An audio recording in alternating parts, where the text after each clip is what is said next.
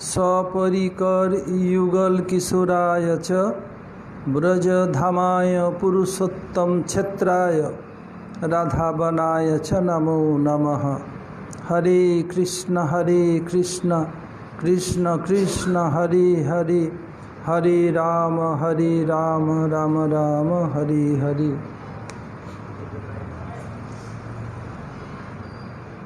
आप लोगों ने विभिन्न वक्ताओं से श्री तीर्थ महाराज जी का कुछ गुणावली श्रवण किया।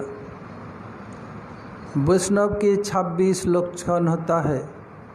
एक है कृपालु, अकृतद्रोह, सत्य, सार, सम, सूचि, मृदु, वदान्न, अकिंचन, ये सब एक एक करके दिखा रहा हूँ। कृपालु जो सब पर कृपा करते हैं। देखिए, ब्रजमंडल परिक्रमा में बंगाल से बहुत लोग आते हैं। अब भी लोग आने के लिए तैयार है, टिकट काट के रखा। यद्यपि अम्फन तूफान से उन लोगों का बहुत नुकसान हुआ, फिर नहीं बाबाओं से मिलने जाएंगे। तीर्थ महाराज को लोग बाबा बोलते थे, मुझको भी बोलते थे, अभी भी बोलते हैं। कोई गुरुजी के शिष्य हैं, कोई हमारे गुरु महाराज के शिष्य हैं, कोई तीर्थ महाराज के शिष्य हैं, मेरा भी कुछ शिष्य है, लेकिन हम दोनों को लोग बाबा बोलते हैं। जैसे बेटी अपने माई के घर आती है, ऐसे वो लोग मठ में आना अपने माई के घर समझती है। कुछ दिन पहले जब रामानंद प्रभु भारती में से बात हुई, 80-90 लोग टिकट काट के रखा है। इससे पहले मैं तीर्थ महाराज से बात कर लिया था। हम हर 4-5 दिन के अंदर बात करते थे तीर्थ महाराज जी से। बताया कि ऐसे ऐसी बात है। तीर्थ महाराज को पहले पूछा था कि परिक्रमा की क्या होगी। हम बोले आप बताइए। बोले परिक्रमा तो बहुत बड़ा रिस्क है इस साल परिक्रमा करना।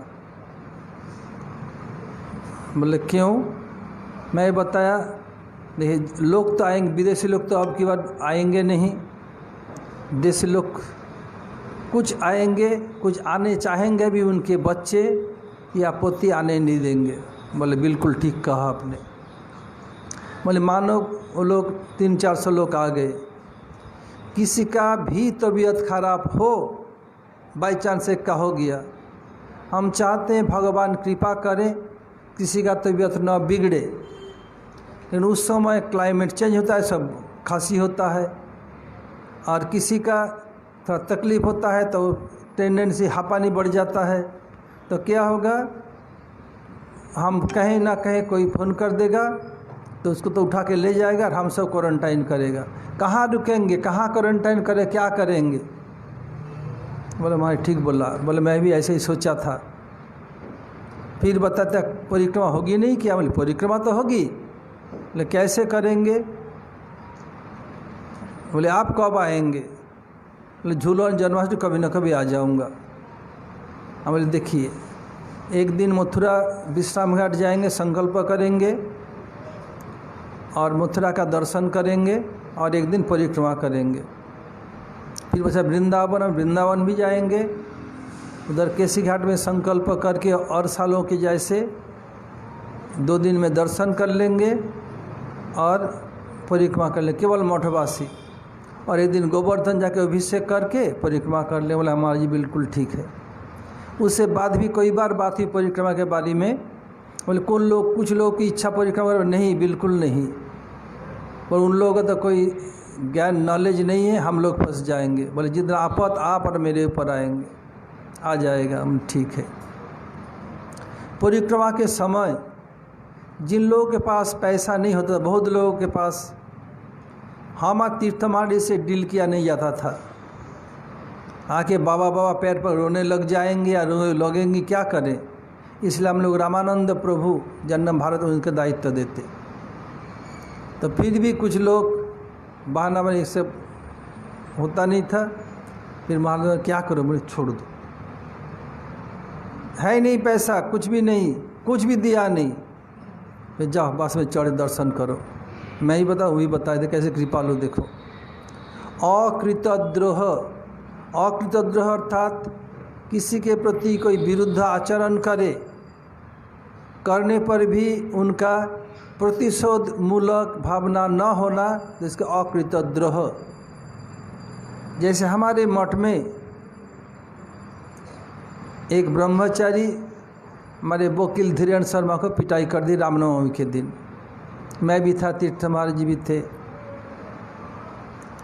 कुछ हुआ, कारण ऐसे कुछ हुआ तो तीर्थ महाराज उस ब्रह्मचारी से बोले, देख ये तेरे पिता के तुल्य है, उम्र में सब तरह से, जा जो हुआ क्षमा मांग ले। जय भी बोला तीर्थ महाराज, उसके साथ और दो ब्रह्मचारी आ गए। तीर्थ महाराज हाँ भी इतनी उल्टा सीधा गाली देने लगे, मैं सहन नहीं हुआ, मैं चला गया। बोले मैं बोलने जाऊँ और बढ़ेगा, थोड़ा इसको शांत होने दो, फिर लोग से बात करूँगा। फिर मैं ऊपर चला गया कमरे में। जो वकील था हमारे DK शर्मा, उसके बेटा भी वकील है। उस बेटा को फ़ोन कर बुला लिया, दोनों आए। बोले महाराज जी इन लोगों को, बदमाशों को मठ से निकाले। तो देखिए मैं मठ से निकाल नहीं सकता। बोले क्यों, गुरुजी के स्थान पर आप तो हैं। बोला ये स्थान आप हूँ, लेकिन उस स्थान पर होने पर ही मैं गुरुजी नहीं हूँ। बोले तो ट्रांसफ़र कीजिए। हम बोले ये भी मेरे बस की नहीं है। बोले क्यों नहीं है। हम बोले ये जब गुरुजी थे उनके इच्छा के अनुसार सब हम लोग करते थे। मैं हूँ तीर्थ महाराज कुछ, इस समय ये सब हमारे 9 जो मेंबर हैं उनके मतामत से कुछ नहीं होगा। ठीक है, फिर और लोग और वकील को बताया। उनका बार एसोसिएशन होता है, तो 2-3 वकील 2 दिन बाद मेरे साथ भेंट करने आए। बोले महाराज जी इन दुष्टों को शायस्ता कीजिए, उसको शास्ति दीजिए, नहीं तो हम अटेम्प्ट टू मर्डर केस करेंगे। उन लोगों का जेल होगा, कभी बेल ही नहीं होगा। बोले क्यों। बोले वकील कहाँ मिलेगा। बोले एक भी वकील आपके होके लड़ेगा नहीं, ये प्रेस्टीजियम मैटर है। आप बाहर से भी वकील लाएंगे, मथुरा के बाहर सबको बता देंगे, जब भी पहली दर्शन में विजिट में वो लोग आए, कोई भी करे, क्योंकि उन लोग का एक यूनिटी होता है। तो ठीक है, तो उस समय बहुत लोग आए नहीं थे मेरे ट्रस्टियों में से। गोवर्धन परिक्रमा जब हम लोग करते हैं, ब्रजमंडल पर आखिरी पड़ाव गोवर्धन होता है। मथुरा के लोग कोई मथुरा परिक्रमा करते हैं, कोई गोवर्धन, कोई वृंदावन। गोवर्धन पर बहुत लोग करते हैं। पूर्णिमा के दिन 2 वकील परिक्रमा करते हुए मेरे पास भेंट करने आए। बोले महाराज जी क्या निर्णय हुआ। बोले ट्रस्टी न आने के कारण हम लोग कोई निर्णय नहीं कर सके। बोले महाराज जी आप लोगों का बहानाबाजी है। बोले आप लोग 1 महीना कर मोहलत देते हैं, यदि नहीं करेंगे मठ में ताला डाल दूंगा, और तब समझेंगे आप लोग। आपका कोई कुछ नहीं कर सकते। जाएंगे तो कोर्ट का दरवाज़ा खटखटाएंगे, कोई वकील नहीं मिले, क्या करेंगे। तीर्थ भाई से आलोचना किया क्या किया जाए। फिर गुरुजी के विरह तिथि, हमारे गुरु महाराज के व्यास पूजा एक दिन में है। उधर हम सभी लोग थे, ट्रस्टियों में से केवल ब्रह्म महाराज नहीं थे। फिर उन लोगों को ट्रांसफर ऑर्डर दिया गया इस मठ से दूसरे किसी मठ में जाने के लिए। वो लोग बहुत कुछ किया, मीडिया में दिया, बहुत कुछ मैं नहीं जा रहा हूँ। इतने करने पर भी देखिए तीर्थ महाराज हो, मैं हूँ, उनके कभी द्रोहाचरण नहीं किया, कभी उल्टा सा कुछ नहीं बोला, कुछ नहीं। वो टॉलरेट देखिए, इस अकृतद्रोह केवल यही नहीं है, और लोग भी कभी उनसे बुरा बर्ताव किया है, भूल जाते, किसी का गलती नहीं देखते। सत्य सार जो करना है करेंगे ही, जो सच कोई भला माने बुरा माने वो देखेंगे नहीं, वो करेंगे ही। अरे ये करें, कोई सोचेगा क्या है, ये है, उनका फिक्र नहीं है। सम अर्थात सम व्यवहार। जैसे भगवान कृष्ण ने बताया समोहं सर्वभूतेषु न मे दृष्टि न मे प्रिय, जैसे नौ काहू से दोस्ती, नौ काहू से बैर, ये कभी नहीं थी। जैसे हम भी क्या करते हैं, वो किसी के हमारे मठ में गुरु जी जाने का जो भी हरिनाम दीक्षा देते हैं, हम लोग कभी नहीं सोचते वो मेरा शिष्य हो, उसका शिष्य हो, उसका कभी नहीं देखा। ये सब गुरु वर्ग के वैभव ऐसे करके हम मठ चलाया। ऐसे नहीं होता तो आज सब ध्वंस हो जाता। कोई प्रभावशाली आचार्य जाने के बाद कितने मठ में गंडगोल होता है। हमारे मठ में देखिए कोई नहीं है कि हम दोनों के उदारता के कारण, और आज दो नए नए बच्चा के ये तेरा गुरु है, मेरा गुरु है, हम गुरु भाई अकेला कहीं करेंगे, वो क्यों करेगा, हम किसी कम हैं, एक दिन दो दिन में फिर चित्पात हो जाएगा। और विशेष करके धाम में रह के ऐसे भावना नहीं आना चाहिए। कोई घर में भी गृहस्थों का ऐसे भावना नहीं आना चाहिए। तो जब भगवत धाम में जाओगे क्या करोगे, भगवान के बोलोगे ये मेरा गुरु कैसे, इससे मैं बात नहीं करूँगी, इससे सेवा नहीं करूँगा, तो क्या करेंगे। भगवान जय विजय कर जय गदा से सिर तोड़ दे। खूब सावधान, ये संकीर्ण मनोभाव नहीं होना चाहिए किसी भी कीमत पर, किसी के भी अंदर। हम लोग यदि उदार भाव में नहीं चलते कैसे होता। जैसे अभी तीर्थमाई के एक शिष्य था, उनका नाम हरिदास, अभी गोवर्धन में है, उनका हरिनाम उनसे हुआ था। हमारे गोवर्धन के ये पुजारी, उनका स्किन डिजीज़ बहुत दिनों से है, उनका बढ़ गया। एक बार जो लॉकडाउन के बीच में गया था मैं, पहले उधर जो भक्त लोग हैं बोले महाराज देखिए इनकी अवस्था, उसी हाथ से शंख पानी देते हैं, प्रसाद भोग उठाते हैं, हम लोग खाने की घृणा करते, क्या करूं। मैं बोले बहुत बढ़ गया। फिर उनके पास गया, मिला, देखा, बोले देखो तुम्हें सेवा करने की ज़रूरत नहीं है, इसमें सेवा अपराध होगा, वैष्णव अपराध होगा, तुम बंद करो और मेडिसिन दिखाओ, ये करो।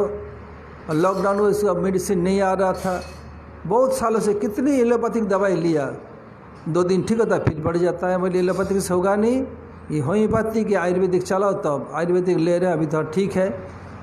तब तीर्थमाई को फ़ोन किया, उधर लोग नहीं है, और एक व्यक्ति गुरु जी के समाधि हाथ दूजे कैसे करेंगे।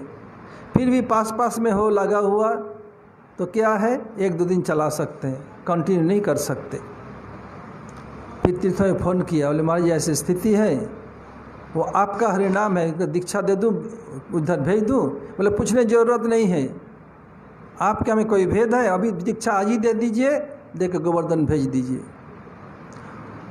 देखिए उदारता, देखिए इसका समभाव।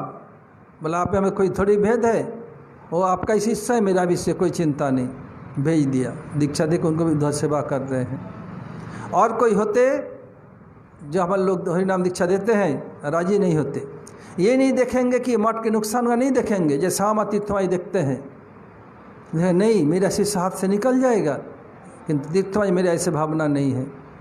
जैसे सनातन है, हमारे मठ में सनातन है, वो भी तीर्थमाई से हरिनाम है।